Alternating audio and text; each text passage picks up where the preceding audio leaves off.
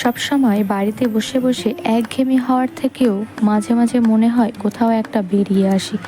তো ফাইনালি আমরা সবাই রেডি হয়ে বেরিয়ে পড়েছি। বিকাল বিকাল আমরা একটা জায়গায় যাব। আমার শোনার একটা অভ্যাস যে ও গাড়িতে উঠলেই ঘুমিয়ে পড়ে।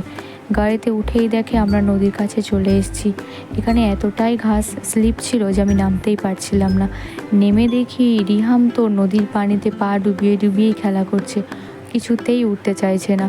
ও ওখানে বসে পড়তে পারলেই আরও ভালো। দেন ওকে ভুলভাল বুঝিয়ে আমি নিয়ে গেলাম নৌকার কাছে। নৌকাতে ওকে একটু বসালাম। তারপর আমরা এখানেও অনেক ফটো তুললাম। তারপর আমার মনে হলো অনেকটা সন্ধ্যা হয়ে এসছে, এবারে জোয়ার আসতে পারে। বললাম চলো এবার আমরা চলে যাই পেট পুজো করতে, কারণ সব কিছু শুনলেও পেট কোনো দিনও শুনবে না। তো আমরা একটা রেস্টুরেন্ট গিয়েছিলাম।